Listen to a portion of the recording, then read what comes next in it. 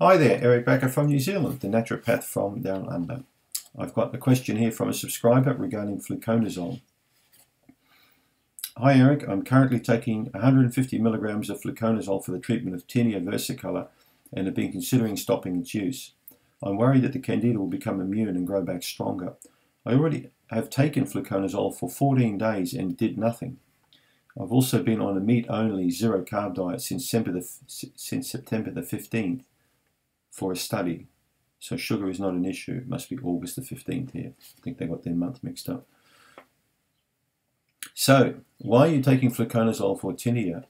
It's not really a good idea. Fluconazole is a pretty useless medicine for most people. Nearly all patients I've seen with recurring candida have been on fluconazole. When I gave a presentation, in fact, to a group of over 300 doctors, many of them admitted to me later on after the presentation on women's yeast infections that fluconazole was pretty useless medicine, and that was coming from a lot of doctors. So I reckon you stop taking this junk and you start looking at some natural products instead.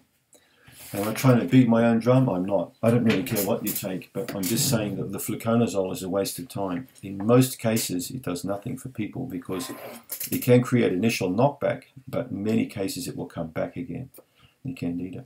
I've had one patient who's on fluconazole for 10 years, every day. I mean, how dumb is that? It's like going to the casino every day and putting money down the slot, you know. It's just a complete waste of time. So this lady now, after 6 months of, reading my book and looking at the chapter on women's yeast infections, she conquered her problem within about 6 to 9 months. It was all gone after 10 years of fluconazole.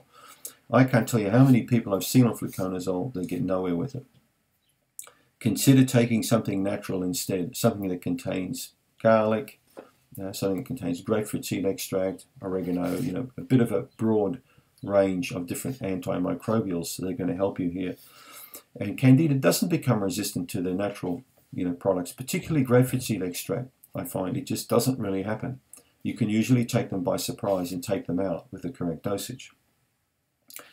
So yeah, that's something I'd highly recommend you do, is stop it. I'm not also a big fan of a 100% meat-only diet. I think it leads to constipation and a build-up of ammonia and urea and all these toxins in the body. It's not a very healthy way to eat. Being very single-sided with the diet is going to give you deficiencies, digestive problems, all kinds of issues. So I would recommend you put some vegetables at the least into the diet, and preferably also a little bit of brown rice. We've said thousands of people recover on that approach with candida and digestive problems that didn't have to eat just a straight out meat diet. If you are going to have meat only, like zero carb, at least eat a combination of some fish and chicken and meat, not just red meat or just like beef every day or lamb every day. It's not a great idea.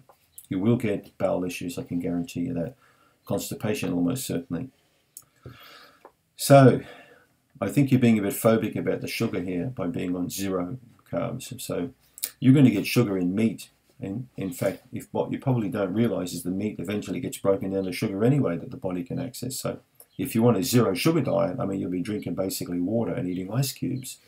So I mean, at least that's gluten-free, sugar-free, yeast-free, basically everything free, if that's the way you want to go. Yeah, so drop the fluconazole, look at a natural antimicrobial product instead. Try not to be on meat only. Try and include vegetables at the very least in your diet, and preferably with a grain, like quinoa or brown rice. They're all healthy options.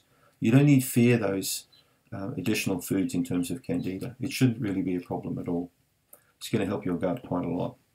And stop that fluconazole. Thanks for the question.